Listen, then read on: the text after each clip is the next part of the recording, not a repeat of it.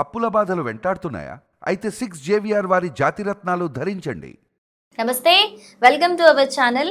నేను మీ సిరి. ప్రస్తుతం మనతో పాటు ఉన్నారు వంటింటి చిట్కాల specialist ayurvedic doctor Chittiputla Madhusudan Sharma garu. Doctor గారితో మాట్లాడదాం. డాక్టర్ గారు నమస్తే. నమస్తే మా. ఎలా ఉన్నారు డాక్టర్ గారు? బాగున్నానమ్మా, మీరు ఎలా ఉన్నారు? నేను చాలా బాగున్నాను డాక్టర్ గారు. డాక్టర్ గారు, ఈ రోజుల్లో కీళ్ళ నొప్పులు అనేవి చిన్న ఏజ్లో కూడా మనం చూస్తున్నాం. లైఫ్ స్టైల్ కారణంగా మన ఫుడ్లో కూడా ఈ కాల్షియం, న్యూట్రిషన్ ఇదంతా బ్యాలెన్స్డ్గా ఉండట్లేదు. సో కాల్షియం లోపం వల్ల కూడా ఇది ఎర్లీ ఏజ్లో వస్తుంది అనేది ఒకటి వినిపిస్తుంది అన్నమాట.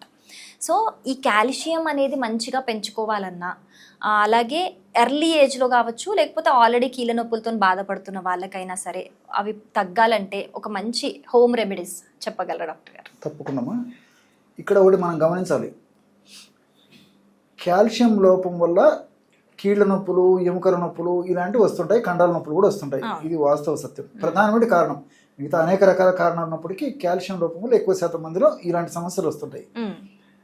ఈ నేపథ్యంలో చాలా మంది ఏం చేస్తారంటే, వాళ్ళకి సరిగ్గా అవగాహన లేకపోవడం చేత, క్లారిటీ లేకపోవడం చేత, ఆరోగ్య స్పృహ సరిగ్గా లేకపోవడం చేత కాల్షియము ఆహార రూపంలో కాల్షియం తీసుకుంటుంటారు. సరే, అది ఒకదాని కాకపోతే ఒకదానికైనా ఉపయోగకరంగానే ఉంటుంది. దీనికంటే కూడా మరొకటి మనం చెప్పుకోవాల్సింది ఏంటంటే, కాల్షియం టాబ్లెట్స్ వాడతారు, కాల్షియం సిరప్స్ వాడుతుంటారు. సో ఇక్కడ గమనించాల్సిందంటే, మన బాడీలో డి విటమిన్ అనేది తక్కువ ఉంటే మీరు టన్నులు కాల్షియం మింగినా పనిచేయదు. ఓకే, మరి డి విటమిన్ కి కూడా మందులా వేసుకుంటారు వీక్లీ వన్స్ అలా? అదే చెప్తాను చూడండి. కాబట్టి ఏంటంటే, ఇప్పుడు వీలైనంత వరకు డి విటమిన్ సహజ సిద్ధంగా ప్రకృతిలోనే మనకు సూర్యకిరణాల నుంచి డి విటమిన్ వస్తుంటుంది. కానీ వాస్తవంగా మనం ఆలోచన చేస్తే చాలా మందికి మరి దాన్ని పొందలేకపోతారు. సో సూర్యకిరణాల ద్వారా ఆ యొక్క ప్రభావం చేతనే మన దేహంలో కొలెస్ట్రాల్ ఇవన్నీ దీనివల్ల డి విటమిన్ తయారవుతుంది. సో సూర్యకిరణాలు పడకపోయేసరికి డి విటమిన్ తయారు కాదు.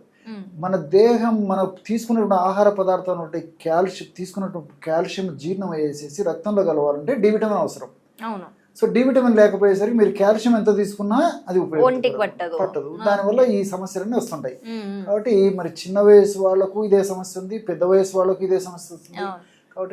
కాబట్టి అటువంటి దానికంటే కూడా మరి కనీసము ఏ సమస్య లేనటువంటి వాళ్ళు సంవత్సరానికి ఒకసారి కానీ లేదా 6 మాసాలకు ఒకసారి కానీ డి విటమిన్ టెస్ట్ చేయించుకొని మరి వారానికి ఒకసారి చొప్పున ఇట్లా దీని ప్రకారం ఏదైనా డి విటమిన్ సప్లిమెంట్స్ వాడుకుంటూ మనం చెప్పబోయేటువంటి ఔషధాన్ని వాడుకోవడం వల్ల ఫలితాలు చాలా సమర్థవంతంగా, చాలా స్పీడ్గా ఉంటాయి అన్నమాట.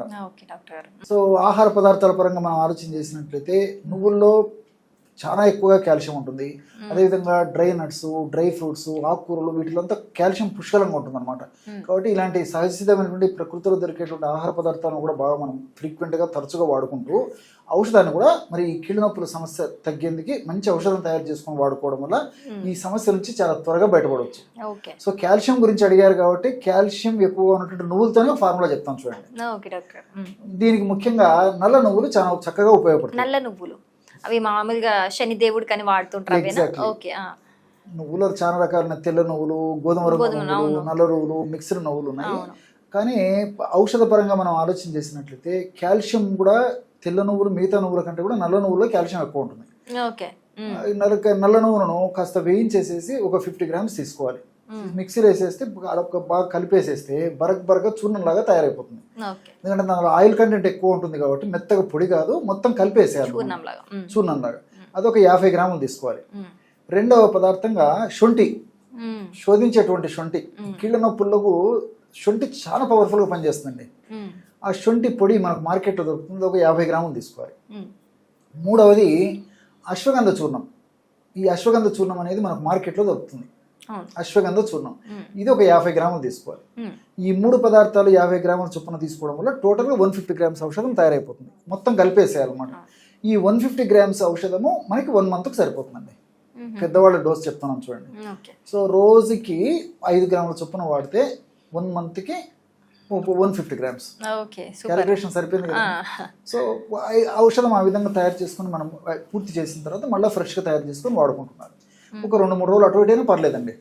సో ఈ పద్ధతిలో ఒక 1/2 teaspoon పౌడర్ తీసుకోవాలి. 100 ml గోరువెచ్చని పాలలో ఈ పౌడర్ కలిపేసి తీసుకోవాలి. మరి పాలు వాడకూడనటువంటి వాళ్ళు జనరల్గా ఉండరు. పాలు అంటే కొంచెం ఇష్టపడని వాళ్ళు, పాలు అందుబాటులో మంచి పాలు కానీ లభ్యం కానటువంటి వాళ్ళు, ఏదైనా ఇబ్బంది ఉన్నటువంటి వాళ్ళు అయితే దీన్ని తేనె వాడదైనటువంటి వాళ్ళందరూ కూడా తేనెతో కలిపి వాడుకోవచ్చు, లేదంటే కాస్త నీళ్ళలో కలిపి తీసుకోవచ్చు, ఏ పద్ధతిలో తీసుకోవచ్చు అండి. కానీ ఈ యొక్క డోస్ మాత్రము సమ్మర్లో మాత్రము ఇందులో సగమే తీసుకోవాలి. సమ్మర్ లో శీతాకాలం ఎందుకంటే నువ్వులు వేడి అంటారు. వేడి కదండి. అదేవిధంగా ఈ నాకు వర్షాకాలము తర్వాత శీతాకాలం అయితే ఈ డోసులు తీసుకున్నా ఏం కాదు, కానీ సమ్మర్ లో మాత్రం ఈ డోస్ తీసుకుంటే వేడేటువంటి పరిస్థితి ఉంటుంది కాబట్టి ఆ పద్ధతులు తీసుకోకూడదు. అండ్ ఇంకోటి ఇక్కడ మనం తెలుసుకోవాల్సింది ఏంటంటే గర్భవతులు కూడా ఈ యొక్క ఔషధం వాడకూడదు. గర్భవతులు వాడు నువ్వుల్లో కొన్ని రకాలటువంటి ఔషధ గుణాలు ఏంటంటే ఈ గర్భాశయ సంకోచ వ్యాకోచాలు ఎక్కువ చేసేసి ఒక్కోసారి అవార్షన్ అయ్యేటువంటి టెండెన్సీ కూడా ఉంటుంది కాబట్టి నువ్వులు ఉన్నటువంటి ఇలాంటి ద్రవ్యాలని గర్భవతులు వాడకుండా ఉంటే మంచిదండి. అంటే ఈ నువ్వులుండాలి అలాంటివి కూడా ప్రెగ్నెన్సీలో తినకూడదు, ప్రెగ్నెన్సీలో వాడకూడదు. ముఖ్యంగా ఏమంటే ఫస్ట్ ట్రైమిస్టర్ ఆఫ్ ప్రెగ్నెన్సీ అని చెప్తుంటారు. సో మొదటి 3-4 మాసాలు అసలు వాడకూడదండి. తర్వాత కూడా ఎప్పుడో కొద్దో గొప్ప వాడుకోవడం తప్పు లేదు, కానీ ఫ్రీక్వెంట్ గా మాత్రం వాడకూడదండి. కాల్షియం ఉన్నటువంటి మిగతా వాడుకోవచ్చు, కానీ నువ్వులు మాత్రం ముఖ్యంగా ఈ ప్రెగ్నెన్సీకి సంబంధించి ఏదన్నా కొంచెం ప్రెగ్నెన్సీ ఉన్నటువంటి వాళ్ళు, ముఖ్యంగా ఈ ఫస్ట్ ట్రైమిస్టర్ 3-4 నెలలు అప్పుడే ప్రెగ్నెన్సీ వచ్చినటువంటి వాళ్ళు అసలు వాడకుండా ఉండడం మంచిదండి. ఓకే, సో చాలా ఈజీ రెమెడీ, వంటింట్లో ఉండే వాటితోనే చాలా ఈజీగా చెప్పారు remedy. Thank you so much doctor గారు. నమస్తే.